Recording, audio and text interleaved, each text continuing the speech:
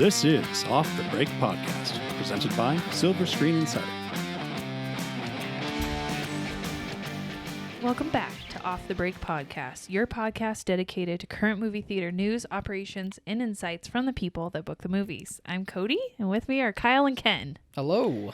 Mortal Kombat! Dun, dun, dun, dun, dun, dun, dun, dun, We're there. dun, dun. We got Get over here. big release again. Yeah. Nice big wide release. Oh my gosh, guys, it was so good. I can't wait to talk about it later. Was it good? It was so good, Kyle.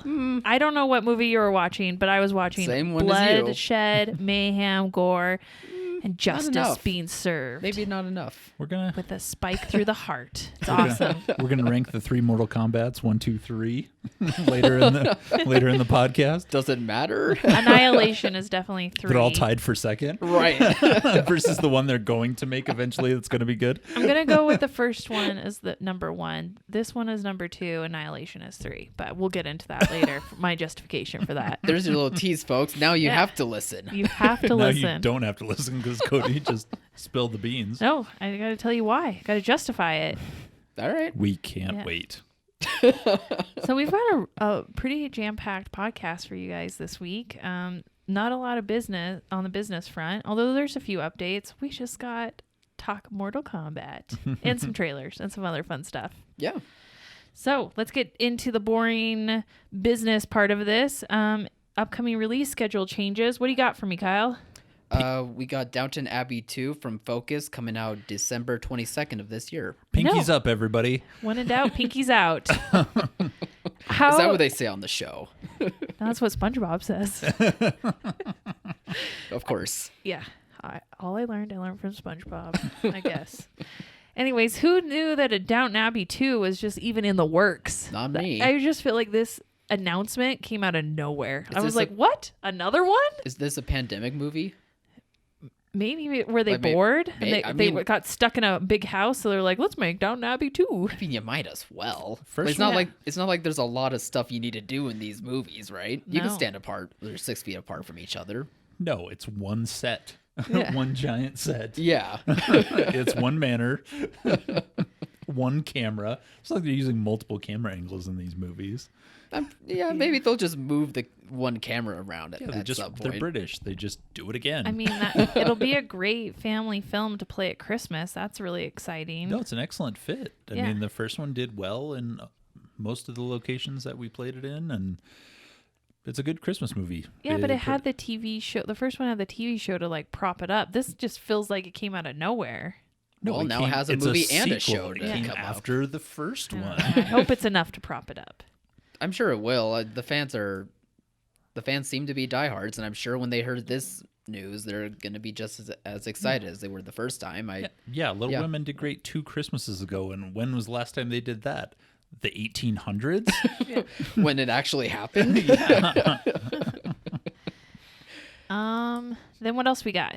And then Sony announced that they have a movie coming out in December, around Christmas time as well, called A Journal for Jordan.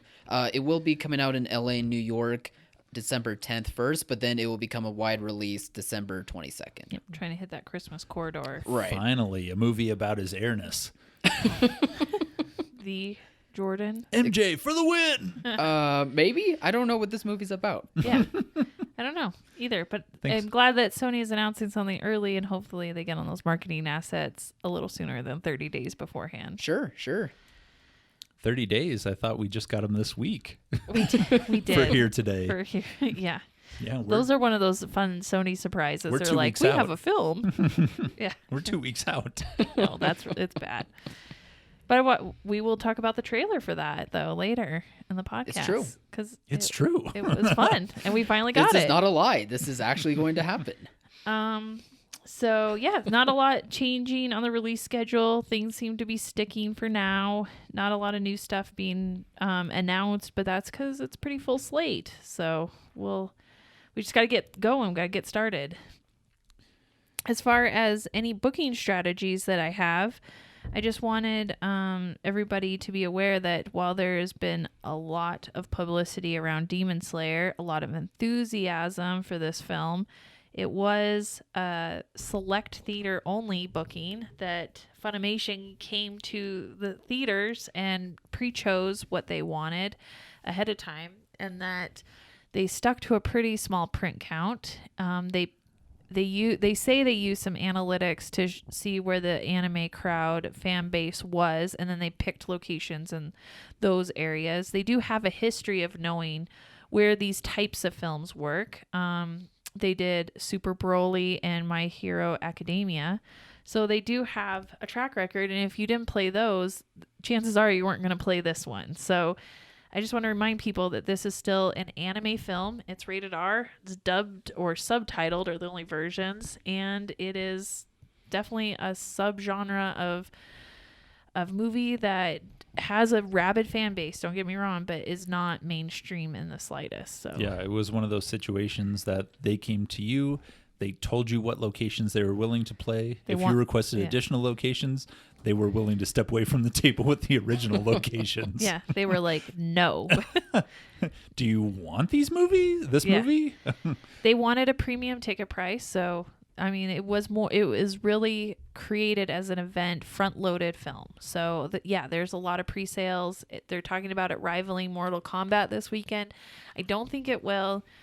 If you go to silverscreeninsider.com, you can see what My Hero Academia and Super Broly did just pre-pandemic when things were really good. They only topped out at like $30 million. So these are not big grossing films. I think what's happening is the perception is that it's greater than maybe what it is. It was a huge film in Japan. I think it's their highest grossing film ever, but that doesn't always translate to the American film market. There is going to be a lot of interest. I'm not saying it's not going to be big, and for the people that got it, the pre-sales are astronomical. But overall, I don't think this will work a lot of places. You're just not distracted by having the other normal films that you would have at this time of year. And so it's elevating this one above the rest. Or the terms, which are the highest we've seen in 16 months. Yeah, the terms are easily the highest we've seen for a really long time. Mm-hmm. Since Star Wars. That seems like a long time ago. Remember Star Wars? Yeah. Remember we used to play Star Wars? Yeah. Yeah, that's wild that the terms are that high. I had no idea it was like that. I mean, they're not Star Wars high, but they're up there. But they're up there. Yeah, they're up there. They're playing the same sport. Yeah, they are not pandemic terms. Clearly, by they're any in the means. same league. They're on deck. Yeah. Right. And then I just wanted to remind everybody that the Oscars are this weekend. Woohoo! Remember those too? Yeah. Remember the awarding the best in filmmaking for the last year? Mm-hmm. Whatever that is, whatever movies came out. Right. Yep. Gold! Now, I know that NATO is going to push a big back to the cinemas campaign with the Oscars. But I'm like, who's going to watch this?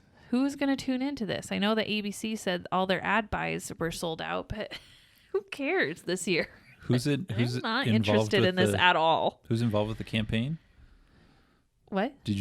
There was some celebrity that was involved with Matthew McConaughey is involved with it. All right. Yeah, launching that early political career of his.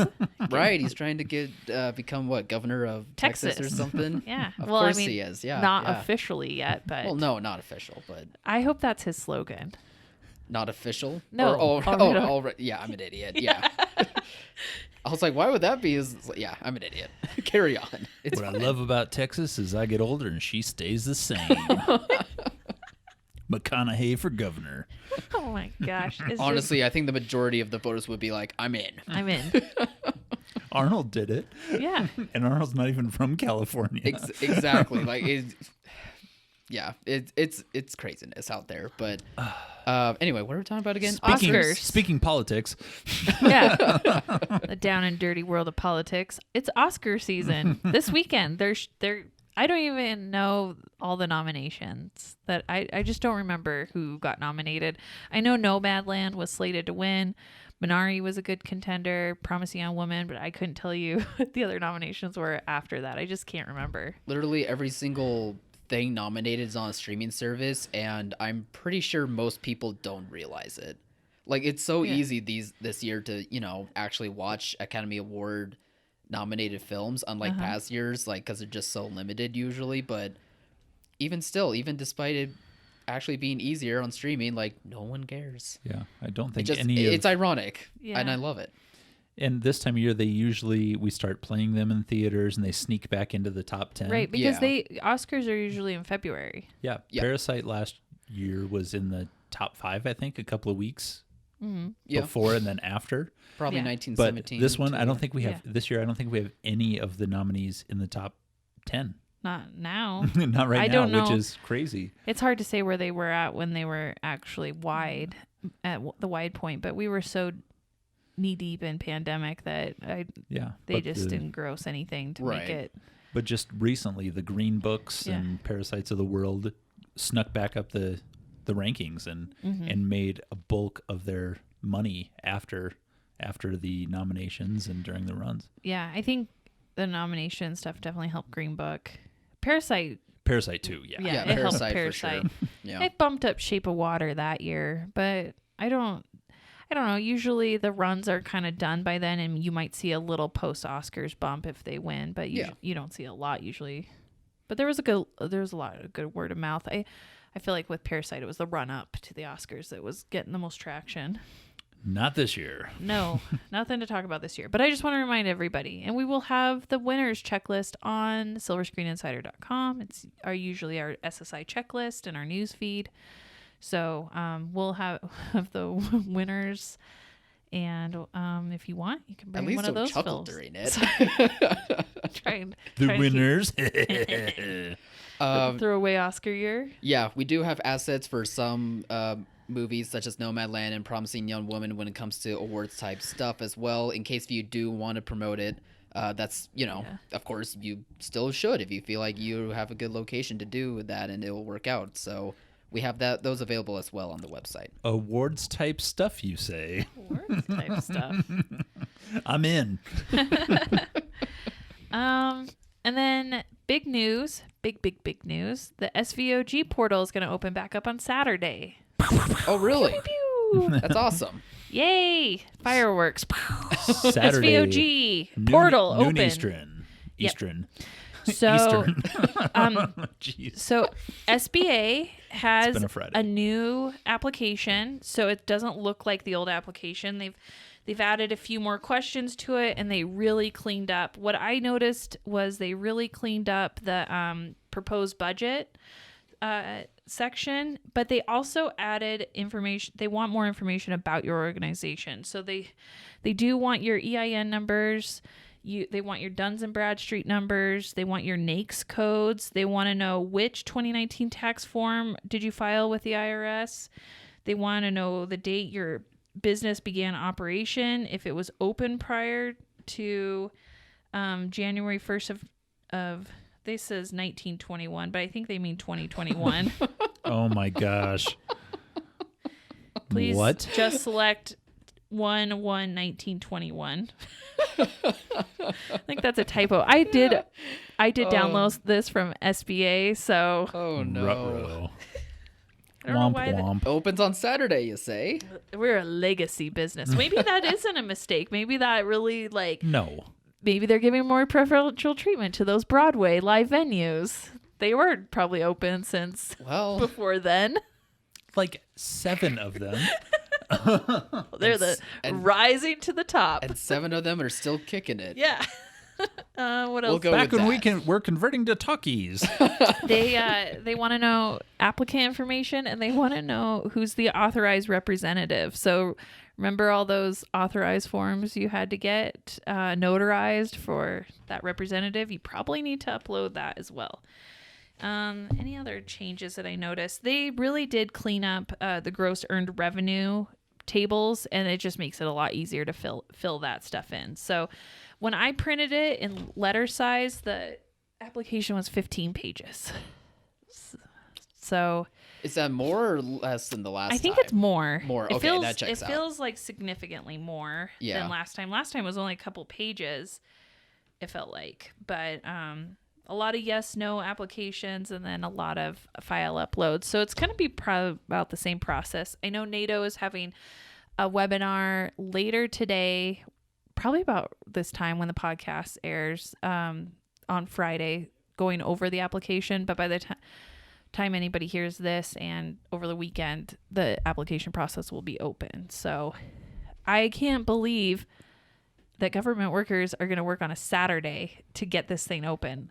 Do they not know that that's like the busiest day for movie theaters? Like, no, what theater has time, even during the day, to sit around and do this on a Saturday? I'm just surprised they're working on a Saturday in general. Yeah.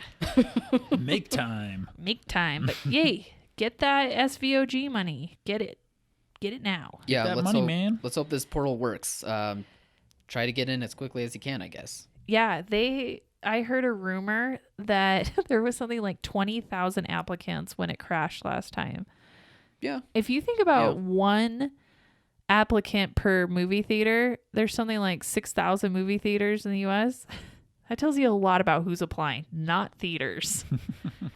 And they should. I mean, they should. They Even if definitely should. every single theater applied, that leaves like 15,000 other applicants for these live venues. I mean, the volume of that is just staggering to me, because we just keep thinking about SVOG in context of theaters and our industry, and we're like, SBA should be able to handle that. It is for a wider range of other venues outside of movie theaters for sure. Yeah, live venues and museums. Yeah. And there's so many of those. We really are in our own little bubble, aren't we? Yeah, I like our bubble. I like it. It's a good community. Bloop, Sure. Bloop, bloop. Okay, so SVOG Portal. I don't have any new details on it. Go download that. There is a new FAQs on the SBA site. Download it. Figure out what's a little different. Prepare, and be ready to execute tomorrow, people. Saturday. Game day. This podcast is being recorded on Friday. Saturday is the day. We wish you luck. Saturday, the 24th of April. I should be very specific. It's that Saturday. May the odds be ever in your favor. This Yeah. isn't just coming out on any old Friday. No. It's coming out Friday 23rd. Yes. And then And tomorrow would be 24th. right. That's how calendars work. But if you're listening to this into the future, looking back on this It's too late. dark No, you should still do it. pre SVOG time, know that we were just finding the light. A mark in history. Who would have thought? Yes. Well, we're back real quick. We want to slightly interject. We literally just left recording this podcast, and not 2 seconds after we got out, we found out that SBA has changed the date of the portal opening to Monday, April 26th. I guess they really didn't want to work on a Saturday after all. Yeah, it's both surprising and not surprising. I feel like that's the motto that we keep saying about all this stuff at this point. So we know that we were preaching that Saturday, the 24th, is the date for it to happen. Forget that we said that. It's now going to be Monday, the 26th. Yeah, at 12 p.m. Eastern. Yes, but make sure everything is prepared in regards to having all the information that you need for this portal, but the date is different now. It just changed. It's now on the 26th, that Monday. Right. Luckily, we were still within the office when it changed, so we could come back and record. But it's just very frustrating. They sent out text messages and emails for the Friday date. Oh, no. Like, so For the Saturday date. or for the Saturday date. Yeah. And now after 5 o'clock on Friday, they're changing the date again to Monday. And I get it. It should have probably been Monday all the time. Who From would the have get-go. Who would have done a Saturday date? But we were going with it, SBA. We were going with it because that's what you said. And the shit show that you have going on right now is just beyond pale. So Monday, April 26th, 12 p.m., SVOG grant applications the portal will be open. They will start accepting them. Yes, so we just wanted to let you guys know. Don't want to keep having the wrong information, but Yep. again, just to be clear of what we said previously, make sure all that information that we described earlier is available for you for this portal. The date is just different. It's now Monday, April 26th. Yep, at 12 p.m. Eastern. Yep. So we shall proceed with the rest of the podcast. Yes. Good luck. So when you get your funds, we got to think about the summer slate. It's going to be jam-packed, but there's always time for summer kit shows. They're coming back? they're coming back, and I wanted to talk a little bit about them. The bane of every film buyer's existence. Oh my gosh. I put so many kid show dates in. It's crazy. But the programs are great. So if you're not familiar with the summer kid show program, it's great. We do a lineup of theaters. We pick a day during the week or a couple days, and we offer discounted kid shows. So they're usually animated. And we try to target the ticket price for $2 or less, but $2 is definitely the kind of the target price. And then you add a kids pack in there for $5, or you do a single ticket, say like a $10 ticket, and you get to go see all of them. And that works out too. So there's a couple different pricing schemes, but the point is you get a cheaper ticket and a nice kids pack in the concession stand. And you target your marketing for these towards daycares, day camps, activity centers for kids, because in this year, unlike previous years in the past, they're going to have double the budget. I mean, if we remember last summer, nobody got to do anything. And so all of the camp's activity budget for last year is rolled over into this year. And so they're going to be looking for activities, and they just need something that is easy, that gets kids out of the hot weather or the elements, and that only takes a couple hours, and that, doesn't cost a lot. So we are recommending that everybody try to do a summer kid show program, even though a lot of the movies or stuff you played last summer as regular programming, because there's just going to be a pent-up demand for it this year and a lot more resources devoted to it. So it's a good idea to implement one of them. We've had a lot of success. A lot of communities really appreciate it. Sometimes, and I hate saying this, but sometimes that is the only movie kids get to go see, are these summer kid shows. And I've heard that a lot from communities. So they're important, and you want to make sure that those kids get in there and develop their movie going habits. There's packages from Warner Brothers, Paramount, Sony, and Universal. Right. Disney doesn't allow their films to be part of kid show series. They never have. So last year they ran some packages, but because it was pandemic and there was nothing else. So just plan on, Universal's got some great packages, a little on the spendy side. We're coming to find out. Sony has their normal package stuff that you'll see year after year. Just to note, they're not allowing Hotel Transylvania or Peter Rabbit. So none of the Hotel Transylvania movies or Peter Rabbit. And that's because they've got new movies coming out. So we're going to want to play their new movies. So that makes sense. Are there any titles that you're allowed to say to tease what can be available? Oh, yeah. Just all the new releases. You can do anything from Minions and Sing and Despicable Me series from Universal. Croods, New Age, Abominable, Trolls World Tour. Yep. Universal's got movies that from stuff. this decade. Yeah, sorry. And then Paramount's got Playing with Fire and Sonic in a drive. Dora the Explorer. What was it? In the City Dora of Gold. The Explorer. Lost City of Gold. Lost City of Gold. Oh, Thank you. Okay. They've got that one. And then Sony has Jumanji and Spider-Man. Into the Spider-Verse. Yep. Oh. Not the other Marvel Spider-Mans. They have the Spider-Man and the Spider-Verse one. The new animated one. Yeah, the new animated one. So there's a lot of good stuff to pick from there. And they all come on a drive, which is great. You really want to worry about a combo drive. Oh, Warner, I should mention Warner's has the Lego movies. So okay. That's a good, and they're all on one drive too. So that's good. Lego, Smallfoot, Storks. Mm-hmm. Lots of cute choices. Yeah, but the Lego ones are what's on a drive together. Mm-hmm. I think you want to think about saving costs and shipping by getting one of these combo drives, uploading everything, and then just having it all pre-programmed and set up. We usually do it, you can do it as little as once a day. I have some theaters that do it 4 days a week. A 10 a.m. matinee is always dedicated sometimes a couple screens. They can get really popular, but you don't have to do it that much. At least one day and one screen, usually a early matinee. And if you're worried about what you have on screen, you can do it before your regularly scheduled normal hours. And do something special for the community that way. Yep. You can open a little early. Start out at 10, everybody's out by noon, and then you've got 4 hours to clean that auditorium before From the kids. before your regular schedule starts. Yeah. What's that smell? What is that sticky thing? Be prepared for that, too. I mean, but it is a huge benefit to the community. It is. And it's something we do every single year. But this year, I'm really, really pushing it.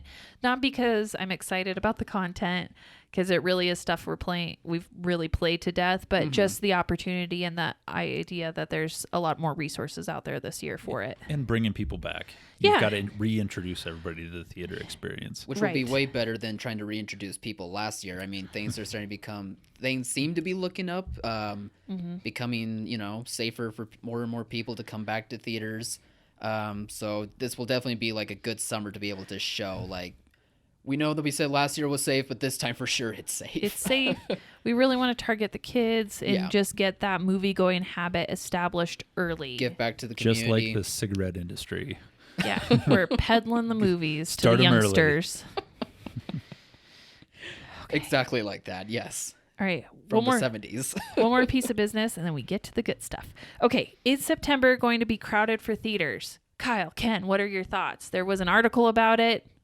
Let's see. What do we agree with here? Well, yes, in the fall, September, October, there is going to be a lot of movies. It just depends on if studios will allow that and will want to move product back or maybe forward if they're, willing to. Hint, hint, guys, that would be awesome. But it seems like the slate right now is going to be pretty good, at least for the fall.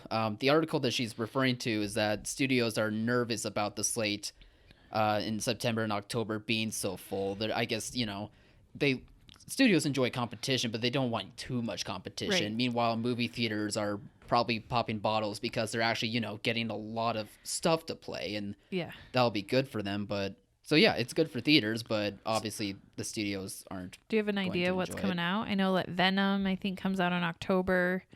I think well, we have Candyman at the end of August for sure. I believe after that we're going to be having the Venom movie. Ken's pulling up the release schedule for me. Or is Venom in September? No, Venom is in September. I think at the end of September. But we also have, Dune, No Time to Die in October. Yeah, the James Bond in October is going to be huge. Yeah, beginning of September, we have the Shang-Chi movie, which we'll talk about the trailer in a moment. Yeah, we don't know what the release plan for that is, and I don't think Disney does either. We don't know if it's day and date with Disney Plus exclusive, or theatrical exclusive. We don't know what they're doing with that. That's a good point. So maybe hold out on that one. Yeah. But it is there right now. What else do you got, What do you got, Ken? You ready for the big list? Yes. Which is found out on silverscreeninsider.com. Download the scoreboard. August new releases, wide releases. Suicide Squad, Don't Breathe 2, Free Guy, Respect, BIOS, Paw Patrol, Candyman, The Beatles Get Back, Reminiscence, September, Shang-Chi, Malignant, Boss Baby, Dear Evan Hansen, Many Saints of Newark, Infinite, Venom.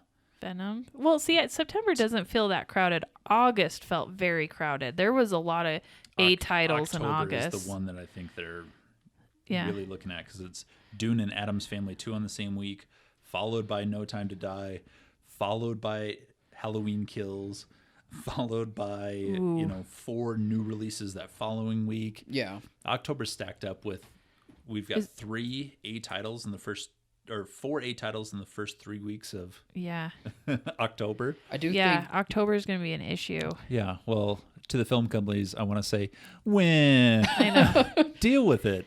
Right. Yeah, it's your fault. You kept moving all the stuff around the release schedule and packing it in at the end. I mean, it could have been spread out, and we could still afford to have something now. Like May is wide open still. Oh, as a film buyer, do you have room next Friday to open an A+ title? Oh, I have so much room. It's not even funny. I would give it 3, 4, 5 screens. Who knows? Like, if somebody I'd offered you, be desperate for it. I don't know, pick a title. Even a Halloween Kills. Would you open that next week? Yeah. Addams Family 2. Would you open next week? Oh my gosh, a kids movie? We really need a kids movie. Yes, I would definitely take Addams Family 2. A movie that nobody understands called BIOS with Tom Hanks. Oh, shut up. You take it. I don't know what it is. You have to take it. have Who to cares? take it. It doesn't matter. Well, I do. play it. It's not like I'm without product. Yeah, but we need... That one didn't sound like an A title. It's got Tom Hanks. It's an A+ title. We've already discussed this. I know Universal will try and make that I an know A he's title. a cultural treasure, but... He's an American hero. He is an American hero. Sacrificed so Cody. much for our entertainment pleasures. He caught COVID for all of us. He did. And then he streamed it, so we'd know what the symptoms were. He did give us the heads up there. Yeah. No, I think Ken nailed it on the head. Like, pretty much the article is just letting the studios kind of complain about their own doing. Yeah, their own mistakes. Yeah. And it's frustrating. But meanwhile, theaters, regardless on what movie works or doesn't work, it's a packed schedule. Like, it looks like what summer should be, but it's just starting in September or end of August. Like, it's... Yeah. August looks great. September's a little weak. So a couple of those could move up. And then October is going to be so strong. November is going to be strong. The holiday quarter is going to be fantastic. I mean, hopefully it plays out that way. I still wouldn't be shocked if studios are going to move stuff Oh, they're definitely going to move stuff. back. We're talking about this, but it's all going to change. Yeah, so I don't know why studios are even coming to... You know what I should do? Hollywood I don't Reporter know. wants to put it out in the ether so that when they move these, everybody's like, see, I told you we were going to move them. See, Yeah. we warned you. We had to move things. When? You know what I should do is I should just put them on my booking sheets so that they're guaranteed to move. Because anytime I put anything in the future, it disappears somehow. I mean, I guess at this point, don't do it for the most recent stuff, but do it for, some of those titles that don't look like A material, Maybe Yeah. we'll see what happens. We'll see we'll filter those out a little bit and we'll have a better schedule. Yeah. I have the power. That article just made me roll my eyes and have a good laugh about it. But it's not surprising that they're, talking about this and saying that there's too much competition at this point. Like, they do want these movies to be successful, but theaters are like, yes, please, like, keep everything the way it is. Like, this is going to be perfect, especially when things are almost mostly normal at that point. Yeah. Exciting. Now, trailer time. Let's talk about trailers. Oh, okay. Yep. So, one of those films Yep, was yep, Shang-Chi. What do we think of the trailer, guys? I liked it. I surprisingly really liked it too. Yeah. I am just in a mood for fighting movies. I am not usually, that's not my go-to. I'm usually like a comedy lover, but I want blood, gore, and fighting. I'm not going to get into Shang-Chi. There's going to be a lot of punching and no blood, but Right. I'm excited for it. It's Marvel, so literally no one dies in the entire film. Yeah, but it's going to have awesome special One effects. guy gets paralyzed, but then gets an Iron Man suit. Yeah, it's gonna have everything that we're familiar with Marvel probably, but at least it looks interesting. It looks different. Like, it's gonna be in a new, it's gonna be like in a different country. It's gonna have different fighting styles, in all Asian cast, which I think shows that like people are willing to not always see like a white superhero. Like, they want to see different characters being portrayed by people that are like them, but just are a different race. So yeah, sign me up for this. I really enjoyed what I saw out of this trailer. Oh, I was excited. And I haven't been super enthusiastic about Marvel lately. Kyle and I had a conversation about this with the concept of Disney Plus, how I'm just not excited to watch any of the Marvel stuff on there. I just feel like I'm over it. The characters are done for me. I want to move on. This one got me intrigued. I was excited about Shang-Chi, but as far as like the WandaVision and the Winter Soldier and Falcon, and I don't care.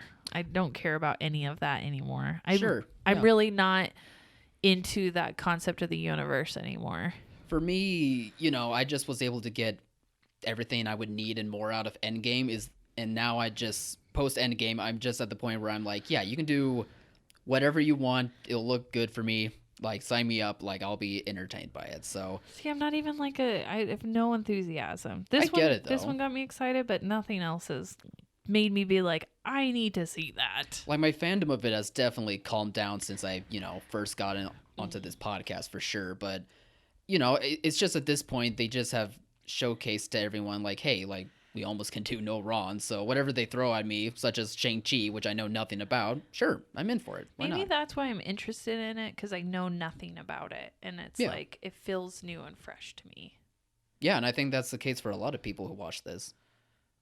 But I don't know if every new character that comes along will do that for me. I don't know. It's fair. Yeah. No, you have to nail every casting. And it was just so impressive that they did that for like 16 of 20 films. Yeah. Like, that's never I mean, Paul Rudd in a superhero movie, nailed it. I mean, Mark Ruffalo as the Hulk was panned before it came out. And now everyone loves it. Absolutely destroyed. I mean, they had Edward Norton and Eric Bana that both flubbed it, and then here comes Mark Ruffalo to save the day. Remember Robert Downey Jr. being cast in the first place? That was considered a terrible idea by everyone, and now it's a stroke of genius. Yeah. Can you think of, not to change the topic, but can you think of a bad casting in the Marvel Cinematic Universe? Somebody that you're like, no. I'm gonna accept it because it's Marvel, but I'd like to see somebody else. I'd have to think really hard, but the fact that I do have to think that hard means that they pretty much always nail it. Yeah, I mean, all their main characters, I think they've nailed, and a lot of the secondary ones too. Yeah, totally. And it makes it and it just makes it easier that now every single actor realizes how good these movies are and how successful that they are. So they're all just like, yeah, sure, whatever. I'll play whatever character you want. What about James Spader's Ultron? I liked his voice. You didn't love Brie Larson. I didn't love her, no. I thought that she was a little wet blankety for me. I thought that was an issue with the direction of the movie more than the actress. I feel like personally that too. I wouldn't call it a bad casting. Samuel L. Jackson. Oh God, no! Come on, Ken. Let's be serious here. Yeah, come on, Ken. This is a professional discussion. Don't throw out bombs just trying to make hot take. Anyways, so I think the point is that at this point Marvel can do no wrong. They did no wrong with this trailer. Sign me up. I really hope it comes out in theaters because I don't want to see all those special effects on a little screen. I really don't. Agreed. What else do we got for trailers? We got Here Today by Sony. So that is the film that's coming out next week. May 7th. May 7th. 2 weeks. 2 weeks. Next week is April 30th. Then it's May 7th. So we got 2 weeks to get the trailer programmed on and get it going. It had Billy Crystal and Tiffany Haddish in it. And it's kind of like an odd couple buddy film where, you know, he is a man, a comedy writer suffering from, I'm guessing, dementia. It doesn't really come out and say in the trailer, but he is getting forgetful. And she, I'm sure, is going to be a down on her luck young lady, a little wandering aimlessly, and they kind of mesh up together and help each other out. But it was a good pairing, I thought, actually. More so than I thought it would be, only because their comedy styles are vastly different, I would say. Yeah. But no, it seems with Billy Crystal, like, he did a great job not only with the acting, but also with the directing, and the directing of Tiffany Haddish, and just making, you know, these two different comedians work so well together. And I found the trailer more charming than I expected. Like, I wasn't thinking too much of this movie, and now I hope that actually plays a lot wider than, like, Sony did with Long Weekend. I hope it plays a lot wider, because I think this could actually be, you know, something really good for people to see. Boom, boom, boom. It's not going super wide. Well, you could have at least given us hope. Yeah, sorry. You need to talk to the president of Sony Distribution. Give him a call. It's not going super wide. Like, tragically not going very wide. Well, that's a bummer. Yeah. Well, Billy Crystal would have been a draw 20 years ago. I like him because I love When Harry Met Sally. Yeah, no, he got a new audience with Monsters, Inc. Come on. Which was 20 years ago. Yeah. Oh my God, it was. Yeah. No, it's too little, too late. I mean, I'm sure it's going to be a nice film. Yeah. He's a great director. He did 61, the Roger Maris series on HBO, which is beloved by baseball fans, but it's just he's not the draw anymore. Yeah. Like, Tiffany Haddish is the draw of this. Right. But even still, I I think what she's doing here is just vastly different from what people are used to. Yeah. So I think it's not for her audience. Is it kind of like? Yeah, I don't know. Is it kind of like The Upside in a way? Oh, where Kevin Hart kind of plays a more serious like more role. Serious role against. It could be. Against a like talented older actor. That's a good comparison. Yeah. Is this her Upside? Is this her Oscar role? Maybe. No, I thought they were good. My favorite scene in the trailer was at the end where he thought that because she stayed over that they did something. She's like, "No, I'd break you." I just loved that one. You frail old man, I'd break you. I want to see it just for that part. Yeah. So put it out wide. Yeah, get it out there. Get it out there, Sony. Then the last one we got was The Conjuring 3. The devil made me do it. I don't want to talk about this one because they featured. I don't like horror, and they featured a little boy in it. And Mama's got a soft spot for little boys. It's just, I mean, that came out bad, but I just don't like seeing little boys. I don't know. Be demonic. Harmed. Yeah, be harmed in the making forces. of a movie. I'm like, my babies. It's another one of these movies with Patrick Wilson in it, who is the least interesting person to ever look at. Yeah, but he kills it in these movies. There's nothing. It's like, oh yes, that is Patrick Wilson. That is a man. I like the take on it, and it's an interesting demonic take. I'm sure it'll do great. It'll be on Warner's Day and Date when it comes out with HBO Max. But ooh. I just appreciate that it's not another haunted house movie. Like The Conjuring, specifically The Conjuring movies, not the spin-offs, are pretty good movies, but you know, they're both kind of haunted house movies. And this third one, it's like a court procedural, and it still has like the flavors of like the other Conjuring movies in it still. So I don't know, like I'm not too keen on seeing like this one, but at mystery. At least there's some different mystery and some different aspects to it. Yeah. I like how they're back. It's not a spin-off in the universe because they still are the core of that Conjuring universe, that team. Yeah, Patrick Wilson and Vera Farmiga play the couple, the real-life couple who like... Yeah, where they get all the tapes from. They were Ghostbusters. They weren't Ghostbusters. I just can't Paranormal... investigators. Yeah. I don't know. And eliminators. Eliminators. Yes, that's their title. Who are you going to call? Paranormal Patrick Wilson. And Vera Vermicelli. See, the ring on it doesn't quite work as Ghostbusters. Yeah. But anyway, those were the 3 big trailers, but all up on silverscreeninsider.com. Yep. That's where I watched them. That's where we all watch them. Well, you'd be surprised how many trailers come up in my social media feeds, and I'll be like, nope, skip that. I watch it on SSI. The only place to watch them. I got loyalty. Not so much loyalty. We got HBO Max, people. I'm sorry. I'm sorry, what, Cody? We got HBO Max. No, we don't have a theater open to see Mortal Kombat.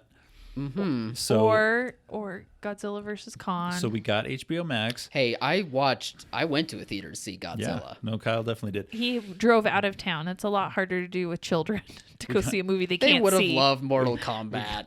We got HBO Max. We also bought $15 worth of tickets from an independently owned theater to balance it out. So every it's a month, zero. So we keep HBO Max. It's a zero-sum game here. We're playing. I got ridiculed on this podcast for having HBO. Not even saying I liked it. Okay, just saying I have it. Let it fly. Let's hear it. And now these two come in saying, you know what? We'll break the rules just this one time, Kyle. But I was strong, though. I was strong for Godzilla. I waited to go see it in the theater. And I was going to wait to go see Mortal Kombat in the theater, too. But they convinced me. I know. I was so excited. They convinced me to see it with them on HBO Max. Not even with it could have been my account, but it was with your own account. So, well, how about that? Before we get into Mortal Kombat, because we did watch it and it was excellent, and we'll tell you why Kyle is wrong on all parts on this. I gotta say, out of all of the studios platforms, we did buy 1 month of Paramount Plus because we wanted SpongeBob for the kids, and that Camp Coral kids show is so cute. Even I didn't buy Paramount Plus. There was nothing else on Paramount Plus besides SpongeBob, so that was an easy 1 month. Not yet. It was 99 cents. Yeah. It was the introductory one. Was it actually? Yes. It was actually 99 cents That's for hilarious. a month. Yeah. It was the best dollar we ever spent.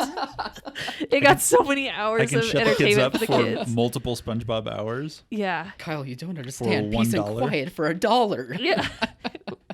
That was a good one. That was like the first dip our toe. I have resisted all of these. All of them. You are down a slippery slope now. Then we were like, oh, Godzilla versus Kong. We can't see it in a theater. Oh, Mortal Kombat. We can't see it in a theater. We'll get it and we'll time it so that those two films fall in our month. Do you guys see that in the distance over there? That's a Disney Plus subscription I see. No. and then I found a TV show I really liked on it. And then, Kyle, I found Birds of Prey. I watched that one. I was like, oh, this looks good. And I really enjoyed it. I watched Suicide Squad. I was like, oh, yeah, I do like all these. Oh, that is not a good movie. It was good. No. It I had was to so watch good. them With alongside me? her. They're both shit movies. Suicide Squad is. I'm glad they No. did well in theaters. They're both giant pieces of trash. Ken is wrong on this. They're very entertaining. You are both watch wrong. them. Says I will the- watch them again. Says the woman who was like, Dark Knight really wasn't for me. Oh, God, don't remind me. So many when Eric was on this podcast with us, so many conversations trying to convince Cody that it's amazing. My Desert No. Island movie is Return of the Jedi. Yes, it still is. Oh, God. Still is. So That's good. my one and only. All right. Yeah. So what do you Love her think of Mortal anyway. Kombat? Okay, so I was super excited for Mortal Kombat. I'm telling you, I think it's coming out of this pandemic, all the stress, the watching our industry implode. I want bloodlust. She's ready to kick some ass. I want to kick ass. I want to see blood and gore, and I want to see justice served, and I want to see heroes rise, and I need it. I need it right now. So this fulfilled a deep, dark need in me to see guts ripped out and holes in people's body, and I loved it. Phrasing for all of that. I tried so hard. To keep a straight face. Kyle, Yeah. can you type excited. that entire rant up and just put it on the website? Just in big block letters. I just want to see holes in people. Bodies. I was thinking of that one scene in particular where you can see right through her and you just see her spine. And I'm like, this is glorious. I need more of this. Look at that woman's hole. Cody, this is wildly inappropriate.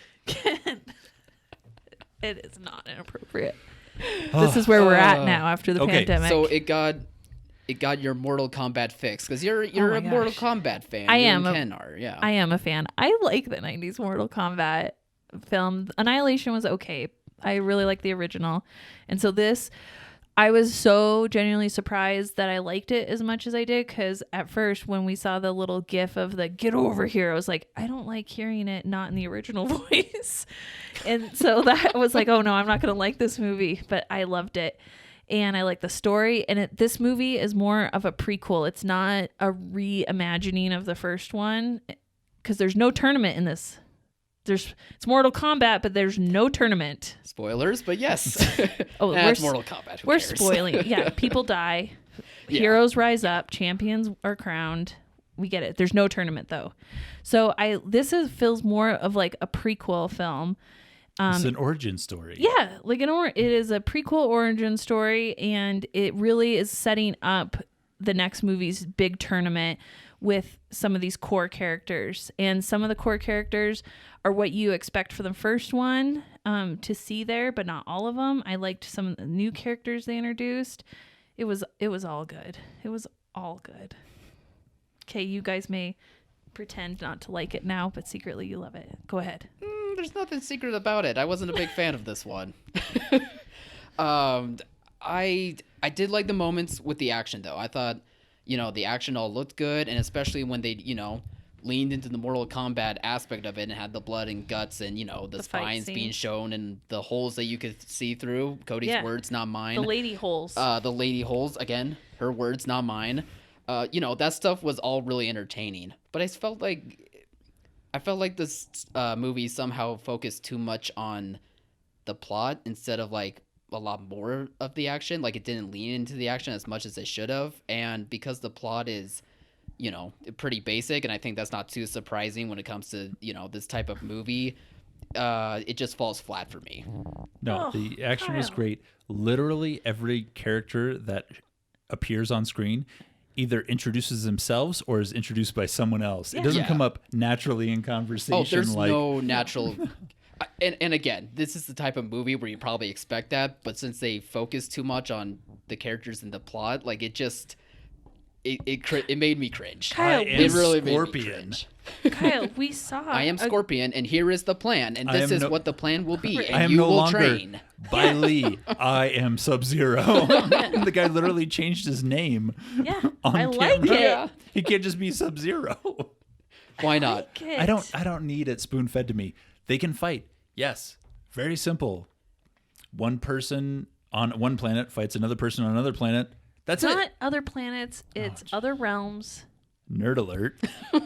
Same difference. No. I'll make this comparison with Godzilla vs. Kong. I feel like that movie did a good job of, yes, having a basic story and basic characters, but the movie knew to focus more on the monsters fighting and more of like the big budget action aspect of it, and have the story move away when it needs to at the right times. Here with Mortal Kombat, I feel like it's reversed to where there's not enough of that action, so you notice this plot a lot more, and it just becomes underwhelming. They had such a high CGI blood budget. How many action scenes? We saw a gal get cut in half with a hat that turned into a table saw. It's amazing. I remember blood in the beginning and the end, but the middle, there really wasn't much happening in the middle.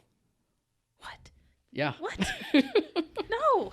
That's how I remember it. It's bloodless fighting in the middle. I give you that. It got a little slow, a little too Got like a little PG-13. find your soul power, whatever they called it in the movie. Find your inner Karen. Yeah. find your Karen. And so I did think it slowed down a little bit there. Was it really the word Karen? No, it was like You like looked at me and pointed and you're like, that's it. That's the word. I was like, that's a good substitute. I was making a good joke. I was substitute, making yeah. a joke there. I wasn't paying Lob that much. one out there, huh? I wasn't paying that much attention. But it really like dials it back at the end, and I liked the story. I did not like. Okay, I will put some criticism on this because I'm just not all rose glasses on this. Rose-colored glasses. Yeah, I didn't like that a kid dies in the beginning. I never like that. I actually was like that beginning scene a lot. Oh, Kyle, that was just. I was like, all right, we're getting it. We're all right. This could be I liked good. all of the blood after that scene. That Yes. was fulfilling. Then it got a little slow in the middle, and I didn't like how everybody somehow gets magic modern powers. But that stuff would be forgiven if this wasn't like really focusing on the plot as much. Like it's like I can go so far when it comes to just being like, how did that work? Who cares? I'm in it all the way. But it just doesn't lean too much into that aspect for me. I was trying to focus more on story, which I get. Like, try to make a video game movie or try to make a video game into a movie is hard, and you always want to make the story as good as possible. We're making the universe here, Kyle. But here with Mortal Kombat, I don't think you need to worry about that. And I think they did worry about that a bit too much, and it didn't work. No, this is the Godfather trilogy in reverse. Like, this is the one with all the characters are there. Right. The premise is there, and then it's like, okay, wait until the next movie. It was like Godfather 1 and 2 are going to follow this. It wasn't. Like they have this nailed. I love how the characters are good. The next movie premise is going is to be good. set up so good, and it's going to have the tournament, and I'm just so excited. Yeah, It wasn't until the middle of the movie where I was like, wait a minute, where's the combat part? Where's the tournament? And then I realized that they're not getting to that They're yet. not getting and I to was that. like, okay. You sequel, also I get it. kept not knowing who his family was in the film. I'm like, Kyle, it's the wife and the daughter. You're like, Yeah, who are these people? I thought the main character's wife and daughter was his like girlfriend and sister for some You reason. didn't. Well, those were the only two characters that didn't overtly identify themselves. Yeah, they're like, yeah, I they am really your glossed over- sister. Yeah, they didn't say their names at, point blank like all the other ones did. So maybe that was the problem. They didn't give it to me as direct as everyone else did. Well, I still really enjoyed it. How weird is it that I enjoyed it and you guys didn't? Because I do not like movies like this usually. But this is also like your cup of tea when it comes to Mortal Kombat. Like you have a history with the games and with the movies. Me, like games kind of, but not so much like with anything else. So I get it though. Like it. I love the Mortal Kombat theme. Mortal Kombat. It's just such a 90s kid thing. I'm sorry. It brought back so much nostalgia. I just liked it. I'm just surprised you didn't shout it. Like you just whispered it. Yeah. Okay, just rank them and let's move on. Okay. Get everybody out of here on Obviously, the first Mortal Kombat is the best one. They win the tournament. They save Earthrealm. And they get the bad soul-sucking guy at the end. I love that one. This one is the new one that comes out today is definitely number 2. It has elements of that first one, but more of a prequel. It has all the really good characters plus some new ones. Modern fighting. I mean, the fighting is just fantastic in this one. There's some good combat stuff happening in there. Less emphasis on white characters and more on Asian characters, and I really like that too. I did too. Yeah, makes a lot more sense. And then Annihilation is probably my third least favorite one. I know it was like the big emperor. They were going against the big emperor guy in it, but I don't know. I just felt like the heart it wasn't in Annihilation like it was in the first Mortal Kombat. Gotcha. All right, that's the official Mortal Kombat ranking then from Cody. Oh my gosh. We did it. I need another one. I'm going to have to watch it again. I'm keeping HBO Max for a while.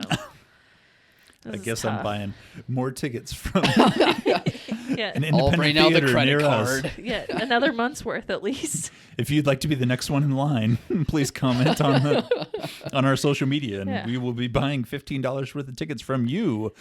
I can't wait to see how this goes. I know, and I got to find more bad movies to make Ken watch at night with me. Oh, my God. What else was on there that I was like, ooh, I got excited for? We should not be promoting HBO Max. Even I'm going to say that. I know, Jeez, Cody. Aquaman is next, probably. Oh, Aquaman's not good. All right, I'm going to get us out of here then. Thank you, everyone, for listening to this episode of the Off the Break podcast. You can find us on all podcast platforms and over at silverscreeninsider.com, where if you're a theater owner or manager need to know about the upcoming film slate and need marketing assets for those movies, head on over to that website and everything will be available for you there. Yeah, I wanted to just point out that we updated the dashboard on Silver Screen Insider, and now there's a nice dashboard box that shows our recently added assets. Yep. So if you are looking for something or something catches your eye, check that. It'll be in our newsletter, and you can link right to those assets. So it'll be great. We're making small changes here and there to improve your experience on SSI. Yep. Hope you guys like it. Yeah, if anybody has any great ideas for me to temporarily injure both of my eyes, please share those with us so I don't have to watch these horrible movies with Cody.